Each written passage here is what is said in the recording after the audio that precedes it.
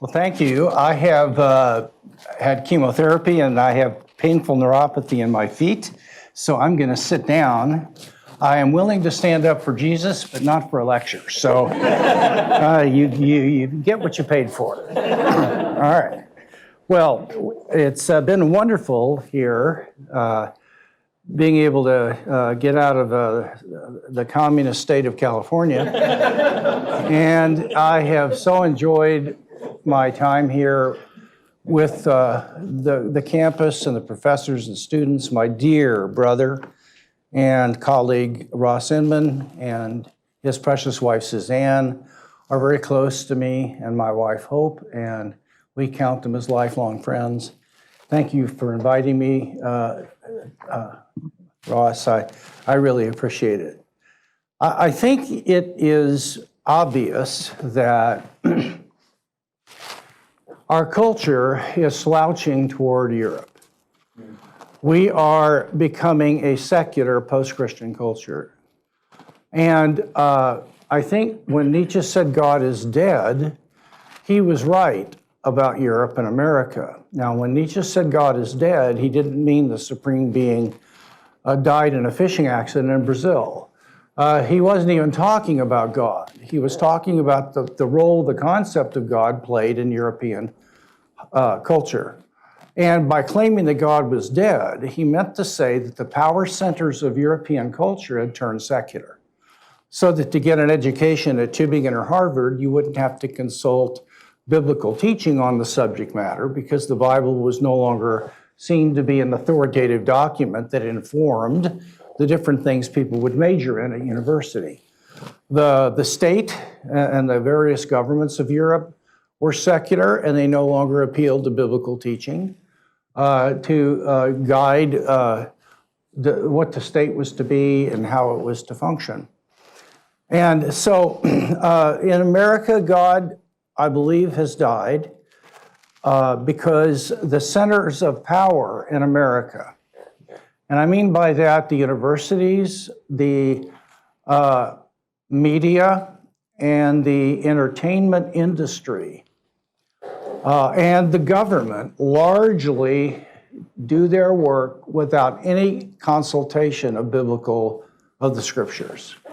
And so they are, in fact, secular. Now, when God died in America, in the sense I just told you, the next thing to die was the human being.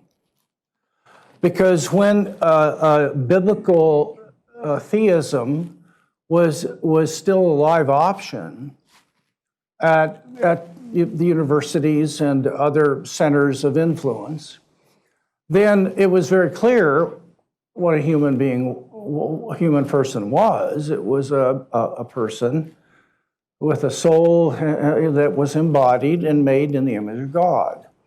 And that held sway and grounded our rights and all manner of things. But it should be clear to you that without being able to understand us with reference to the biblical God, then it will be hard to understand what a human person is. And thus, I believe the raging issue in our society today is not views of the state or anything like that, but it's what is a human person.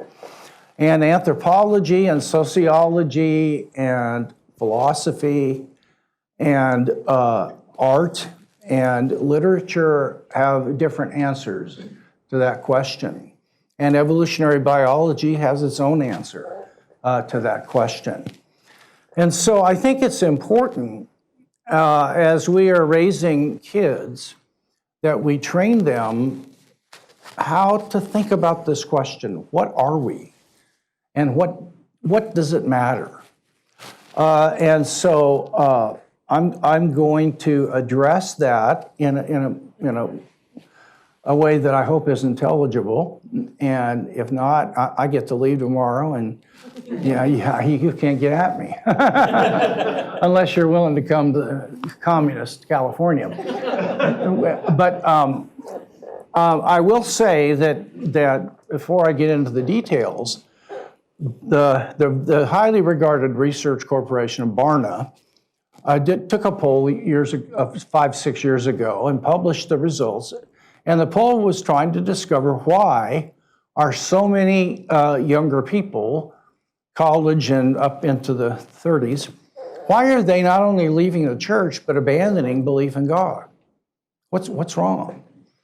And they discovered 6 reasons in this survey, and they were stunned by what they found, because it had nothing to do with the quality of the preaching and how good the person who was preaching was. It had nothing to do with small groups and chances to get people to connect emotionally to one another. It had nothing to do with the quality of the worship, all of which I think are important. All 6 reasons had to do with apologetics. Knowing why you believe what you believe. And so, for example, the church doesn't keep up with science and teach us how to interact with the scientific discoveries that are happening in our society. When I ask a question about the truthfulness of my faith, I'm either shamed and told that it's a spiritual problem, just get into the Word, or my question is sloughed off, but nobody answers my questions. And there were other reasons as well. And so one of the reasons why our culture has gone mad is because we Christians haven't done our job of presenting an intelligent, thoughtful, and winsome Christian worldview into the public square. Instead, we huddle in our churches and talk to the choir. And that is what's happening. And so we need to try to find a way to reverse that, and I'd like to take a little bit of an exercise in that in our time together. Now, I was told I could go till 9 o'clock, and that's going to be a 2-hour lecture. I'll give you a potty break. But I'm just kidding. And Ross, how long should I go until we have a Q&A? Let's just see how it goes. Yeah. No, I wasn't trying to override you. I just noticed when I asked Ross, he had absolutely no clue. I mean, that's my friend. Okay. 50 minutes and then we'll have Q&A. Okay, love it. What I'm going to do is I'm going to try to zero in on my understanding of what a human person is. And there will be differences among Christians on this. My model is one of several that Christians could adopt. I think Ross and I differ just a little bit. We're almost identical, but we have maybe a slight difference that's, and who knows which one of us is right on it. But what I've done is I've spent thousands of hours of research on this. And I've developed a model that isn't new with me, but it seems to match Scripture. So what I'm going to do is 3 things. And the first is I'm going to lay out some metaphysical concepts, just a couple of them, to help you understand what's going to go on when I talk about what we are. Then I will give you my understanding of the soul, the body, and their relationship to one another. It will become clear that our current approach to discipleship has little or no room for the importance of the body, being the physical, this body being brought into that project. So what I'm going to do is I'll apply practically what I've learned to a text of Scripture that will help you get rid of anxiety and depression and anger and things of that sort, but it'll also just generally mature you as a Christ follower.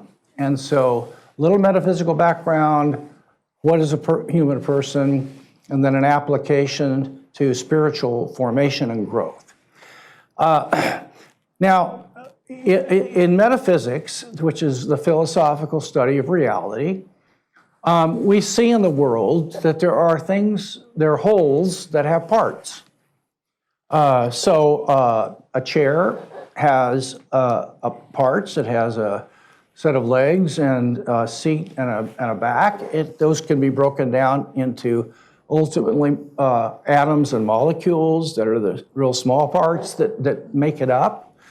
And so there are things that have parts. But there are two different kinds of parts that are important that you have in your toolbox if you're going to think about what is a human person. Okay, so there are, first of all, what are called separable parts. Now, a separable part is a part that can be taken out of the whole and still exist. So a carburetor in a car is a separable part. You could take that carburetor out of the car and set it on a table, and it would still exist. It would be the same thing sitting over there. The different parts of the chair are separable parts. I could take them and put them at different parts of the room, and they would still exist. And so we're familiar with those kinds of parts, and that is a specific sort of part-whole relationship where the parts are fundamental, they exist before the whole does, and the whole is just a collection of parts that stand in some kind of a relationship, of bonding or bolting or what have you. Does that make sense to you? So the whole is derivative, but the parts are fundamental. And when you put them together, you get the whole. Now, there's another kind of a whole called that is called a substance. And what I just described is sometimes called an aggregate of parts. But now I'm going to talk about what is called a substance. And you don't want to confuse this with stuff, because stuff is kind of like a massy amount of material. So if I said Mary had a little lamb, and the term lamb was a stuffed term, then you could ask me, well, how much did she eat? Because you would be talking about a stuff, namely of meat, an amount of meat. But if you use the term lamb as what's called a count noun, to refer to individual substances, which are little individual lambs, you couldn't ask, well, how much did she have? But you would say, how many does she have? And then you express that by the term sheep, which is a count noun. It's called that because it allows you to count them. There's that one and that one and that one. She has 10, okay? Now, the term lamb then doesn't refer to an amount of flesh, but it refers to an individual thing that has different attributes. It has a size and a shape and a color, and that can remain the same through time if it loses some of its attributes and gains new ones. Like when it grows, it's still the same sheep, but it might have a new shape, and it lost its old shape. So when you're dealing with a substance, substances have what are called inseparable parts. Now, an inseparable part is a part of a whole that cannot exist outside of that whole. So an inseparable part would be something that if you took out of the whole, it would cease existing, and it would turn into something else. When we're dealing with inseparable parts, the whole is prior to the parts, not the other way around. And it is the whole that gives the part its nature and existence, because the inseparable part functions in light of the whole. Now, Aristotle thought the hand was an inseparable part, and I do too, because he said if you take the hand out of the body and put it on the table, it's not a hand any longer, which will become evident in 4 or 5 days. It's just an aggregate of molecules, because it will begin to disintegrate. What makes a hand is not the stuff it's made of, but the role it plays in light of the whole. And so the organs of the body are inseparable parts that function in light of the whole, of continuing the health and existence of the whole organism by functioning the way they're supposed to function in the body of that organism. So an inseparable, so God, in my view, God, we ask, is God simple? Well, my view is yes and no. He is simple in the sense that he is not composed of separable parts, like a table or a heap of sand. But he is not simple in that within his being, he has a mind that's different from his will, and his will is different from his faculty of emotions. And the faculty of emotion and the faculty of will and the faculty of mind are all inseparable parts within God.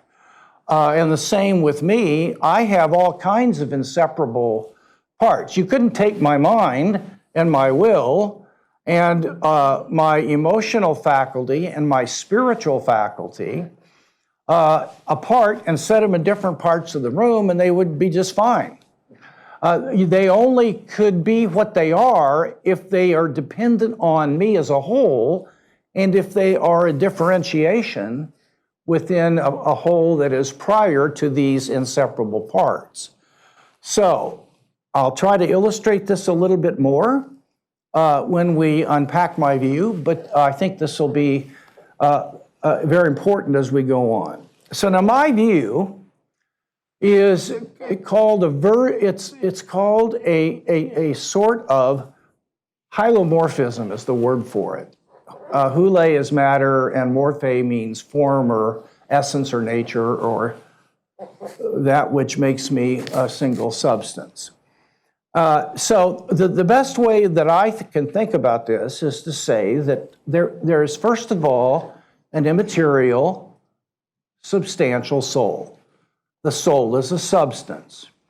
It has attributes, and it can remain the same when my thoughts change. Now, to be more specific, a soul is an immaterial substance that contains consciousness and animates and enlivens the body. So the soul contains the powers of consciousness. When I'm asleep, I have the ability to have five conscious states at least. There are sensations like a taste of a lemon or a feeling of pain. There are thoughts that I think. There are beliefs that I accept to be true to some degree. There are desires. Those are conscious states, a desire for ice cream or to be a good father. And there are volitional acts of will, when I exercise my will and choose to do something. Those are all states of consciousness. Like water can be in 3 states, solid, liquid, and gas. The soul can be in at least 5 states. A sensory state, a belief, that's easy for you to say, young lady. A belief state, a thinking state, a desiring state, and a volitional state. All right, so the soul is what contains your conscious states and your mental properties, and it animates the body. So it has the powers of enlivening or making alive. So the soul is, I believe that I am my soul. I don't have a soul, I am identical to my soul. So when death occurs and I split, it's I that leaves because I am the soul. Some would differ with that, but that's my view. So if you want to think of the soul, think of it as the self or the ego or the I, and it's that which has and unifies my conscious life and animates my body. Now, in addition to that, we have a body that is not strictly a physical entity. To me, the body is an ensouled physical thing. So that means that there is a physical aspect to my body, but there is also a soulish dimension to my body. Now, I can illustrate that in the following way. Suppose I had salt and I had water, and I took the salt and put it in the water and stirred it. What would I have? Salt water, absolutely. Now, in the illustration, the salt stands for the soul, the water stands for a corpse, a dead corpse, and the salt water stands for a living body. If you take the salt out of the salt water, it's not salt water anymore, it's water. If you take the soul out of the body, it's not a body, it's a corpse. Now, it's not like the corpse is sitting there waiting for the soul to enter it. I'm not talking about that. The body comes into existence at the instant the soul appears, and it begins to take the fertilized egg and develop it as time goes on. So the soul is what forms the body, because the soul needs the bodily organs to function for the soul to exercise its faculties and abilities. So my eyes don't see, I do. The reason I can see is I have a certain kind of soul. I have a soul that has a faculty of sight. Now, I don't think earthworms can see. They have a soul. Animals have souls. This is both biblical and common sense because they're conscious.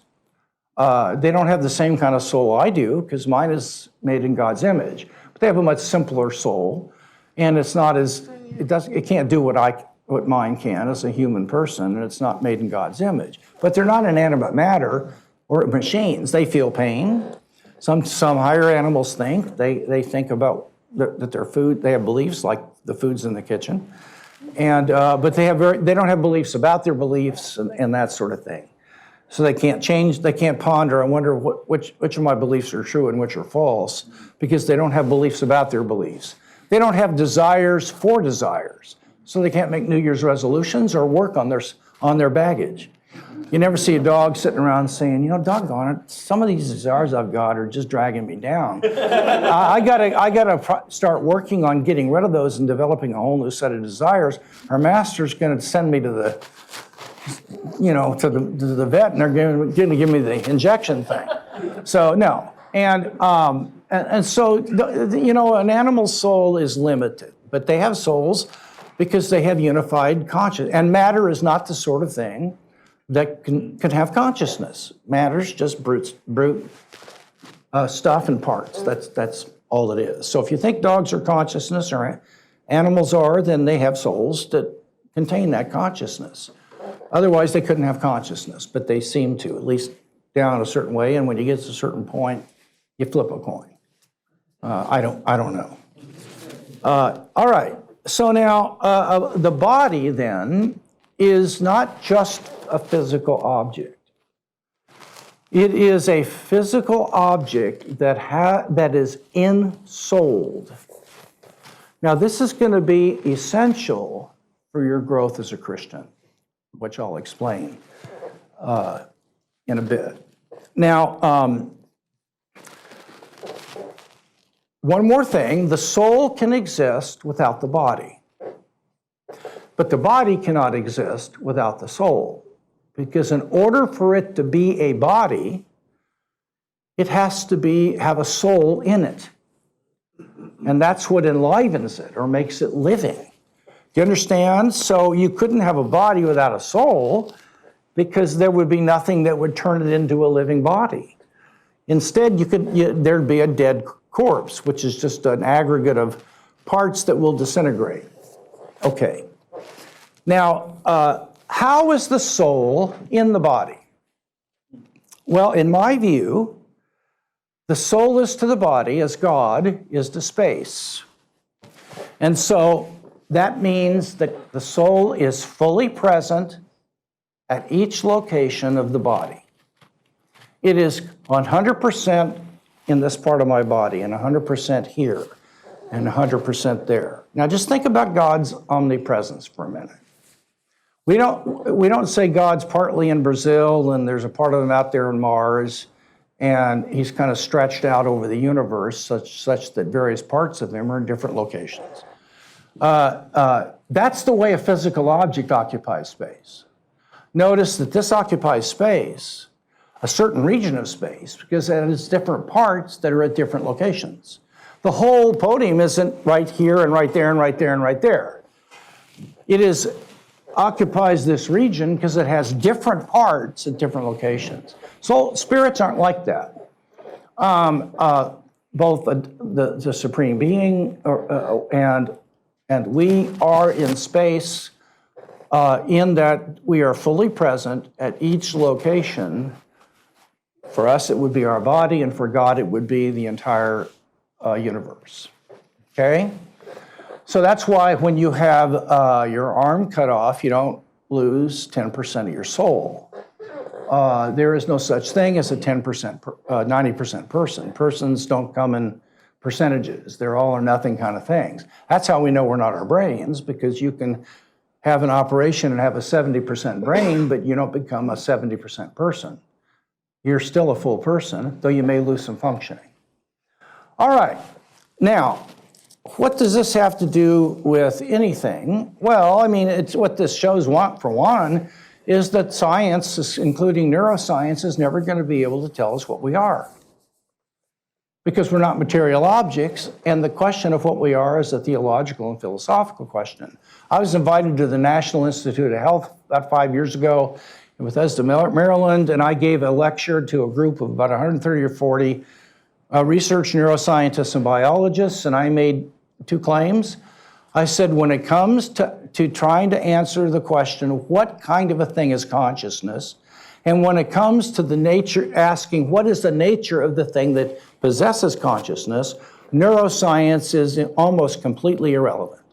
It has nothing to say about it, because these types of questions are not scientifically, you can't even formulate them scientifically, much less answer them. Now, when it comes to dependency of the consciousness and the soul and the brain and so on, now we're in the chips, because we've been able to decide if certain parts of your brain are damaged, you can't recall your memories, even though the power of memory resides in the soul, not in the brain.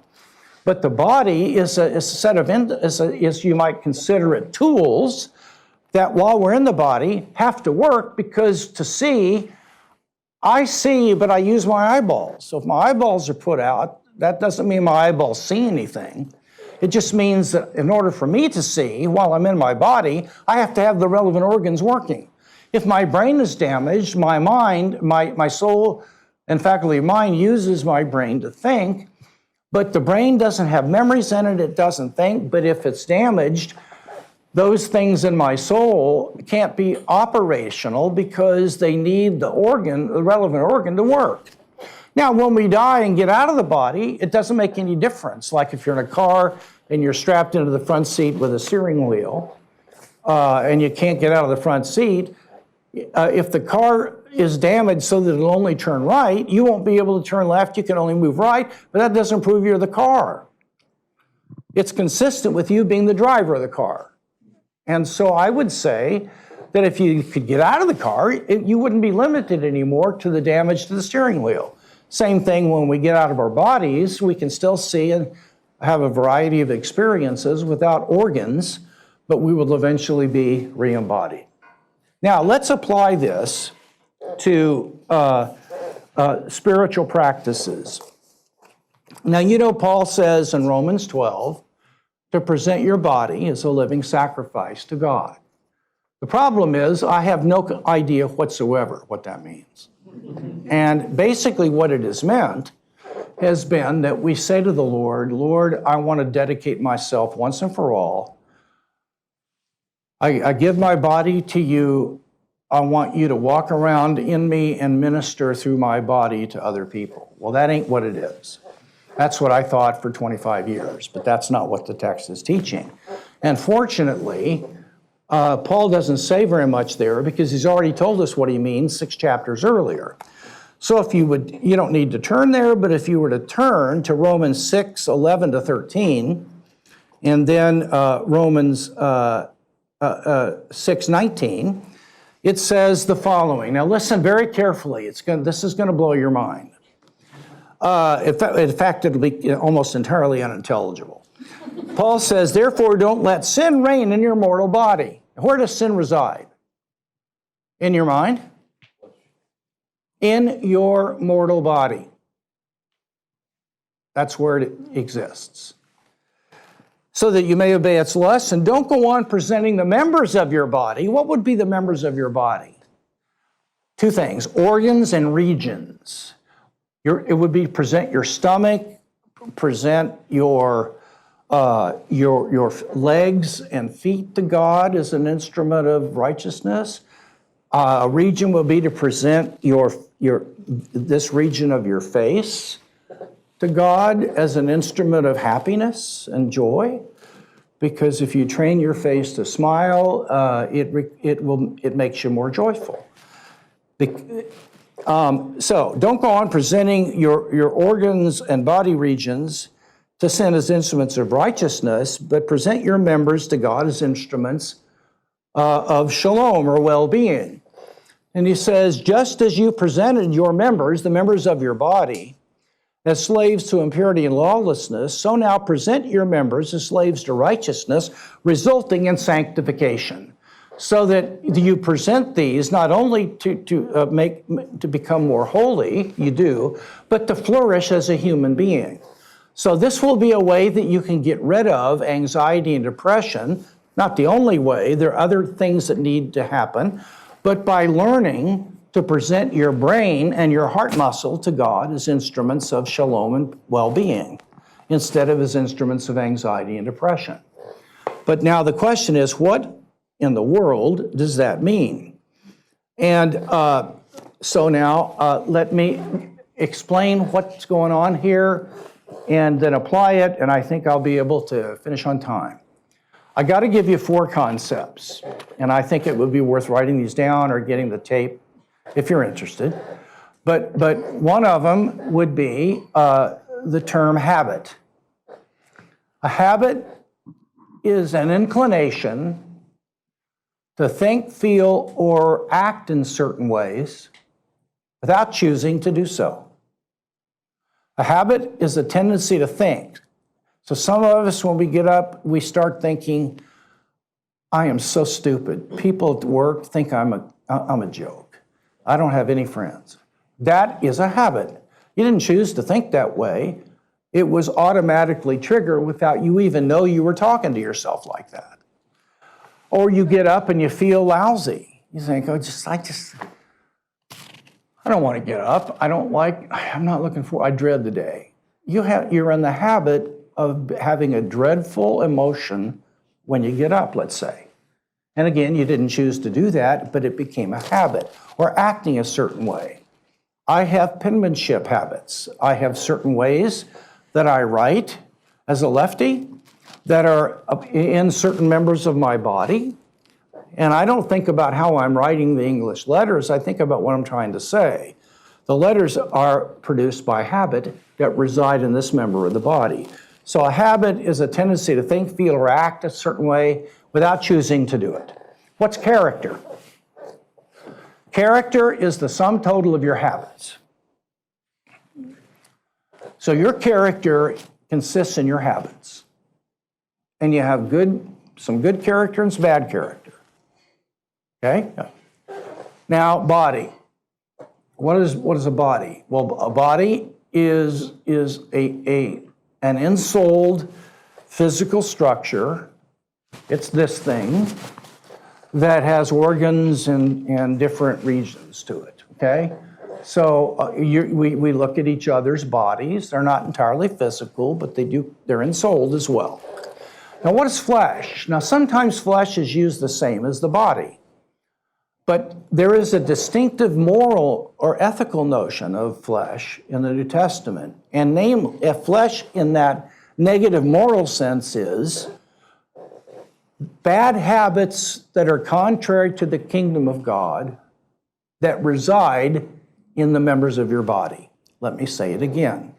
Flesh, in the moral sense, consists of contra-biblical habits that reside in the members of your body that are evil or are unconducive to flourishing the way God wants us to. So now, I mean these literally, so I'm going to use a silly illustration. I'd ask you not to laugh at it, because I mean it seriously. So suppose that I was wanting to get good at golf and become a really good person who flourished at the game of golf. That means that I would want to achieve golf righteousness and golf flourishing, meaning that by righteousness and flourishing, I would be good at that game. I'd be good at it. Okay, now, but suppose that I had a really good swing so that my shoulders and my arms and wrists were in good shape. But I had golf flesh in the way I rotated my hips and the way I positioned my legs. What that would mean is that those members of my body would have habits that are contrary to being good at golf. In fact, they make me bad at golf. That's why I'm calling them golf flesh. Okay, so now what I need to do is to present my members to a golf instructor as instruments of golf flourishing and golf righteousness and being good at golf, and to get rid of my golf flesh. So I don't go up to him and say, here's my body, I dedicate it to you, play golf through it, and then listen to Christian CDs to kind of pump me up about that, which is wonderful. But what I do is I let him look at my swing, and he says, your flesh is in your hip rotation and your feet. So here's what I want you to do. I want you to practice the following movements involving your hips and your stance of your feet 20 to 25 times a day for the next month. And then come back and see me. So by presenting your body and certain members to God as an instrument of shalom, well-being, and righteousness means that you take that part of your body where the flesh resides and you begin to disengroove those fleshly habits that are triggered automatically in those members and replace them through repetitive behaviors and dependence on the Spirit's help, so that the godly habits replace the bad habits. And that's not getting good at golf, that's trying to get good at life. And that means to become like Jesus. And so character formation is the same as, depending on the Holy Spirit's enablement, it is habit formation.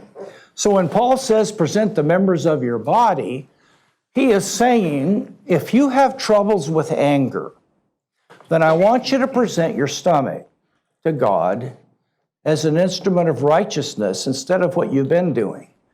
You've been refusing to face your fallenness and your problems by overeating and self-soothing by eating, and that's a nurturing thing. The way we relate to food is an extremely spiritual reality. And overeating is a way of soothing ourselves without having to face our pain and our dysfunction. And so the idea is that if you fast, and I'm not going to teach you how to do it, but you don't want to start a whole day, start with a meal, and do it when you're busy. Don't try to sit around and pray while you're first learning how to fast, or you'll go crazy. So you'll eventually get to where you can fast and pray, but you don't start there. So it's like playing golf. You don't start by playing, a golf pro. You start by... And when you're first forming a habit, remember, you're lousy at it for a couple of months. But what they've discovered is that if you will do this for a period of 6 weeks to about 4 months or so, your character will be changed. They'll do a brain scan on you, and the first scan before you practice certain habits involving the brain show that your brain is terribly damaged in the regions that trigger anxiety and depression. But after you regroove your brain, because your brain is such that you can actually change its structure by certain ways of self-talk and certain habitual things like expressing gratitude every day, all of a sudden they take a scan of your brain and it's healthy. And your default position is joy and gratitude without trying to do it. I started doing this and I went through 10 surgeries in 2.5 to 3 years. 2 rounds of chemo, a round of radiation. My cheekbone is like lumber that has been underwater for 10 years. A surgeon went in there and it just started, little pieces started just oozing off my cheekbone.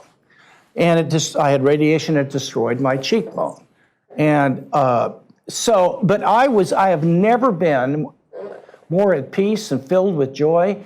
And I learned to live a moment at a time, whereas I lived in the future my whole life. Because I did a what if that happens, and then I'd figure out how I'd protect myself. And I spent all my time living in the future when I should have just been focusing on the now. And I learned how to do that. You can't will yourself to do these things. You have to train yourself by steps to get good at it. So why the stomach? With anger, you have to teach yourself to be deprived and still be okay.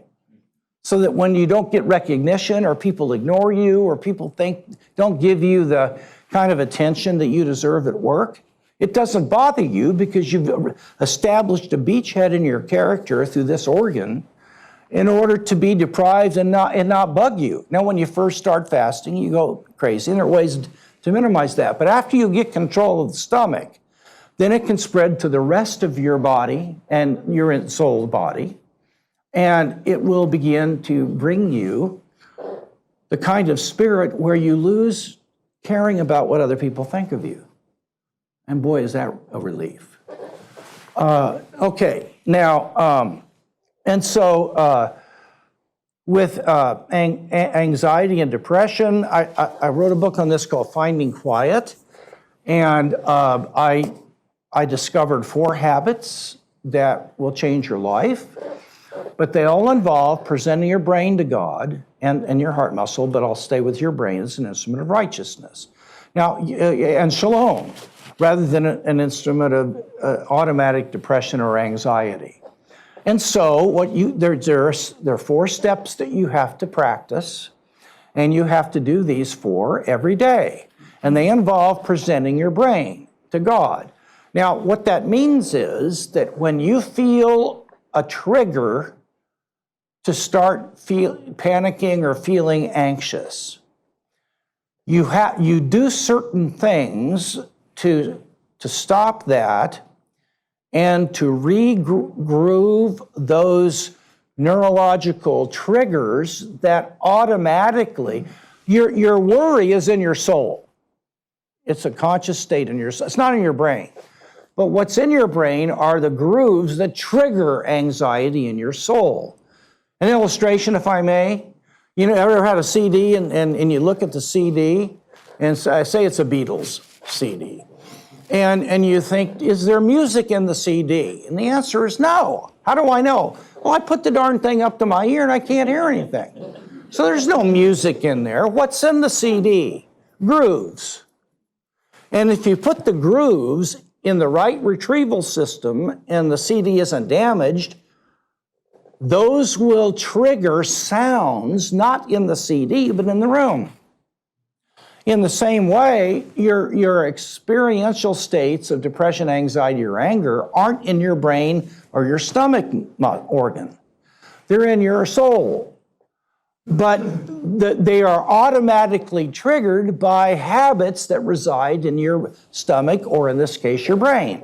Your brain is grooved so that without you even choosing to do so, you have triggers that make you anxious or depressed, and you didn't choose it. It just is, it's part of your character. It's your default setting. But by practicing certain things, that's how you present your brain to God, as an instrument of well-being and peace and joy, so that you don't have to try to be that way. You do have to do the steps to get there. But once you've tried this, you can continue the practices, but your automatic default position is not anxiety or depression, it's joy and peace. No kidding. And remember, when you first start doing these practices, you're going to be lousy at it, like with learning anything. So don't think it's going to help you very much at the beginning. But if you stick with the right practices, you'll eventually learn how to get good at tennis or the piano or life. Now, am I making sense or am I making sense? All right. Now virtues, I'll just say, are those tendencies of character that are habits toward good, toward the good and the true and the beautiful. And that's what virtues are. They're part of character that are life-affirming and biblically affirming. So that's all the time I have. Habit formation is the big deal, so let's have a little time of questions now. I'm sorry I went a little bit long. Okay. Thank you. All right, we've got some questions here. Take a pick here. All right, so let's start with this one. Okay. Do you hold to a separation between the spirit and the soul? What is the faculty of the spirit, and how might that be cultivated? I don't hold to a separation, but I hold they're not the same thing.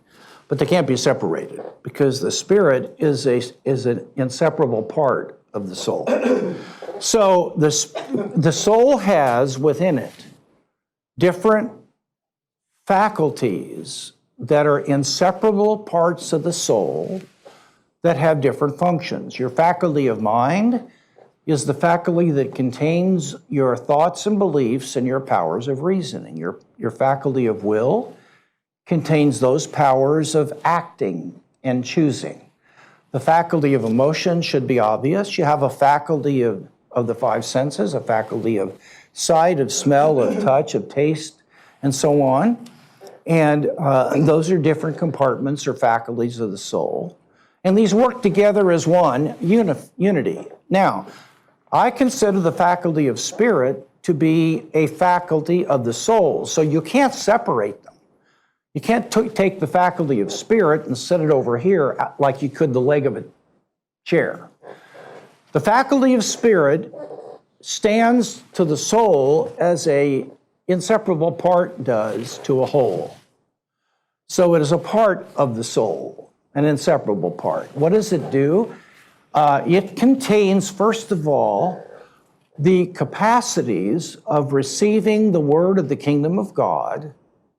And when we are regenerated, a seed is planted in the spiritual faculty that then it's a seed and it's living. Now, note what a seed does. A seed has the power to transform reality according to its own nature. So if you have a tomato seed, it will take in nourishment from the soil and from the atmosphere, and it will change the soil and atmosphere to tomato. And it will bring these in conformity to the nature of a tomato. So these no longer are soil when they're in the tomato, they're tomato tissue, a tomato stalk or whatever. The kingdom of God is a seed that is implanted in the spirit that then begins to transform as it grows and is nurtured.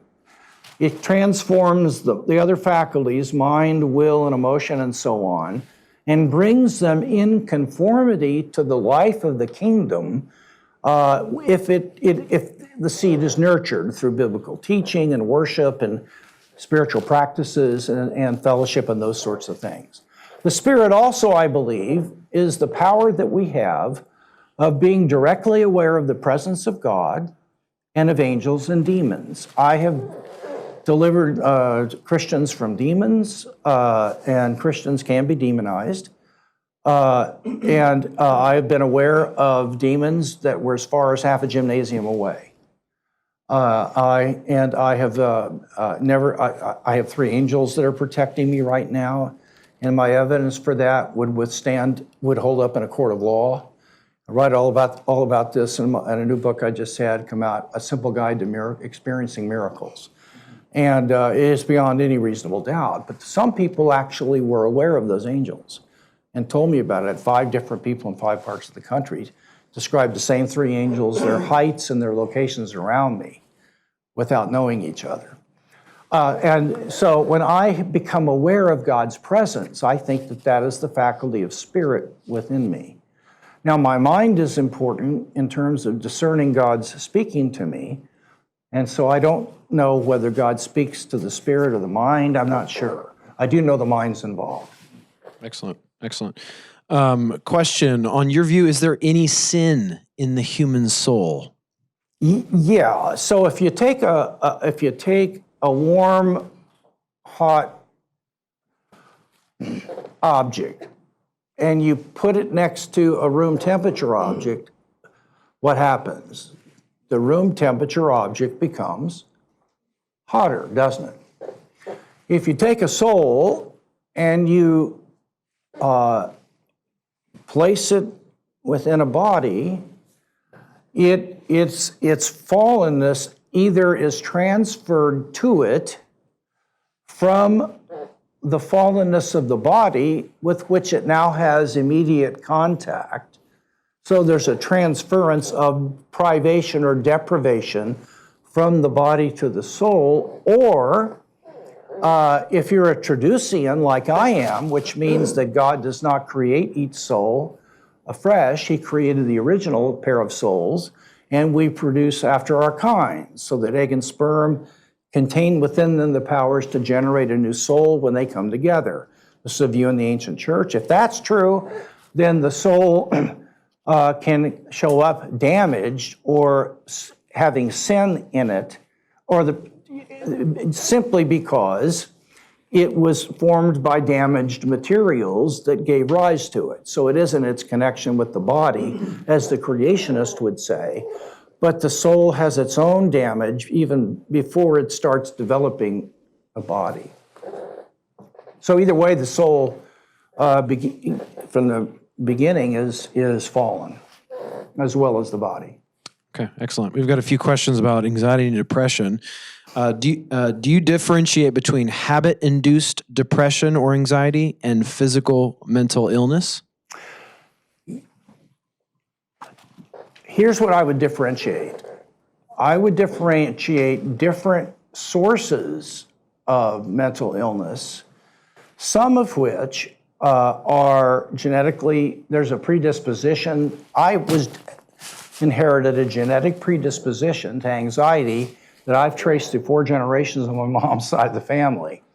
Now, that doesn't mean that I had to become anxious, but it meant it was easier for me to become anxious than other people. And just because you have a disposition to something doesn't mean you have to be that. You can still, by intentional practices, learn to overcome those dispositions. So I do think that there are causes of anxiety and depression that come from all kinds of sources that don't involve bad habits. Some of them are just the pace of life we live at and stress. But I will say that I think all of them can be helped with what I just shared with you. But in my book, I show that there's good Christian counseling, there's certain kinds of praying through the Psalms and other things that are extremely powerful. I believe in antidepressant anxiety medications, which I just take to be food for the brain. Doesn't show you're spiritually weak. Just means like a toothache, you need something to help. So all of the above for me, but I wouldn't reduce it all down to just one thing. Excellent. A quick question about animal souls. Let's see. On your view, what happens to the soul of an animal when they die? Is there any chance of continued existence for Fluffy in the eschaton? Yeah, I think there. I'm 55-45 on this, or maybe 60-40. That animals will be in the intermediate state and could survive into the new heaven and new earth. Dallas Willard said to me, look, if you're going to need your pets to be in heaven for it to be the maximal thing God wants you to experience, they'll be there. And if you don't, they won't. So now my view is that no soul, including the human soul, survives the death of its body on its own. The only reason anything survives the death of its body is because God chooses to continue to sustain it, just like he did when we were bodied. So the human soul does not survive on its own steam, like Plato thought. No, we're constant. Now, if God wants to sustain an animal soul, I don't know, if he wants to, that's up to him. A lot of people who have near-death experiences, and I believe that 95% of these are biblical and are true, though some of them are not interpreted in the right way. But John Burke's book, Imagine Heaven, answers why many people think they're not biblical, and he corrects a lot of mistaken ideas. Let's grant that they're real for the sake of argument. So many of these people report meeting animals and their pets when they go to heaven. Since I take most of these accounts to provide extra biblical knowledge about heaven, just like an archaeological dig could tell me more about Jericho than the Bible does, but I would not allow archaeology to contradict what the Bible says about Jericho, but I would allow archaeology to give me more details about it, as long as it didn't contradict Scripture. Well, the same with heaven. I don't know why we couldn't learn new things about heaven that aren't revealed in Scripture, as long as we don't embrace things that are contradictory to Scripture. Now, I'm always wise and careful about this, and I want to hold it up to the authority of the inerrant word. Don't get me wrong. But the idea that the colors are unbelievable and this, that, and the other, and I think pets may very well be there. But I'm only 55-45 or 60-40. So I'm not real, my beliefs aren't very strong. Right. JP, I'm wondering about the bodily discipline of solitude and the potential for a discipline of disengaging one's immediate social setting to reshape the structure of the soul. How vital is the discipline, the bodily discipline of solitude in formation in Christ? Some people think it's the fundamental practice. And solitude, you can practice solitude in a crowd. You could go to the mall and practice solitude, but it's better to go someplace where you can be quiet and alone. But solitude is simply the practice of going to a place where you deny yourself human contact and interaction. And instead, you center yourself in a place where it's quiet and you can be alone. You can do this for 8 hours in a day. There are places that you can go for an overnight solitude retreat. Catholic monasteries and houses are excellent for these. And by going to one, it doesn't make you a Catholic, so don't worry about that. But they have good places, gardens, and places where you can walk and just be quiet. Now, this does so much for us. Number one, it keeps you from talking all the time to cover up your anxiety. Because people who talk all the time are covering up some pain or insecurity and anxiety, and when you do that, what you have to do is to use this part of your body and practice keeping it shut and not running off. It's hard because these parts of your body have a strong inclination to start running off and engaging in an endless monologue. But to get rid of that, you either go and you keep your mouth shut when you're around people, but if you go into solitude for a day, then you got nobody to talk to. And boy, I'll tell you what, all the stuff in you starts bubbling up, and it can be a horrible experience the first few times you go into solitude, because all the stuff that we use our strategies to suppress so we don't have to face them, we don't have them anymore. and it bubbles up, and oh my gosh, it can be challenging, but you'll get through it. Okay, question on the origin of the soul. Yeah. If the soul forms the body, at what point in time does the soul begin to exist, on your view? Whenever you see an organic whole, such that all of the things that are within it function for the good of the whole. So that means the whole is what is prior, and it's determining the nature and the functions of the different inseparable parts within it. Now, that happens at fertilization. So, because at fertilization, you have a new fertilized egg come into being, and at that instant, it becomes it's an independent substance. And the different constituents within it function and get their nature in light of the role they contribute to that individual egg. And so you already have an independent living thing. It's not a part of the mother's body. It has its own life. It has its own DNA. Half of them are male, close to. And your mother doesn't have any male body parts. So, it's not a part of the mother's body, for heaven's sakes. And it starts at conception if you're using a living criterion for a person being present. On the flip side of that, Yeah. what sort of evidence would we need to infer that the soul has left the body on the end of life issues? So, in thinking about whether we know we're looking at a human corpse, Yeah. or we're looking at an animated human body that's the soul is still present in. All right. Those who take the soul to only contain consciousness and not the powers to animate the body will use what's called a higher brain function criterion, meaning that if it looks like what you have there can no longer regain consciousness, then the person is left.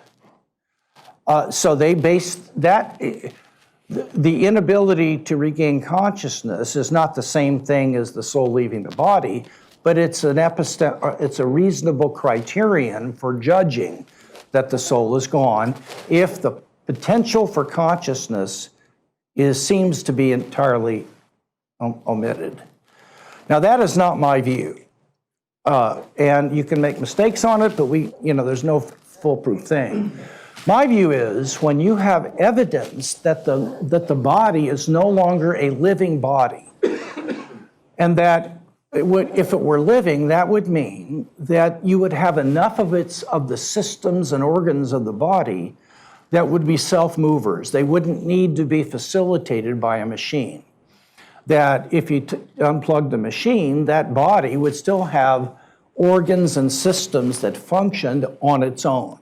And that can only happen if that body is living. Now, there might be a system or two that can't function on its own, but that doesn't matter, because if I get my leg cut off and I have to have an artificial leg, I'm still a living body, even though that part of my system doesn't work. And I don't know where you draw the line between how many systems you need, but it seems to me like if there are any systems that are working on their own, that means that the body is living and it's ensouled, because it's the soul. So I use a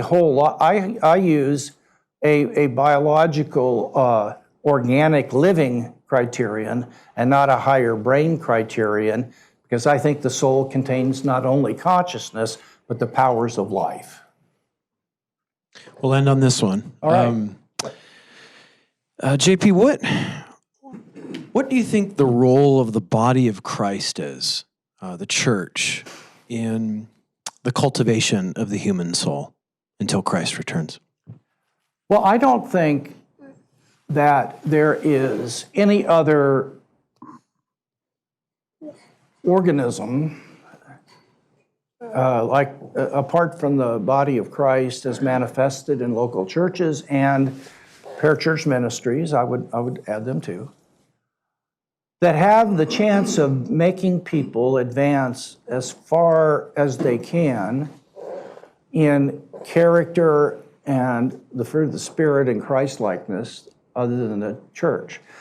I do believe that an awful lot of maturation and the practices that bring it are rooted in just what we are as human beings, because God made us in a certain way that certain practices enable us to grow. So unbelievers can make progress in character by doing certain practices and denying themselves certain things, because whether they know it or not, that's the way they were made to function. So they can make progress. But, and the Bible makes clear that it praises the wisdom of the Egyptians, for example. But I think that you'll butt up against a limitation, and that only Spirit-filled people that are engaging in a community of people that are going after spiritual formation can achieve.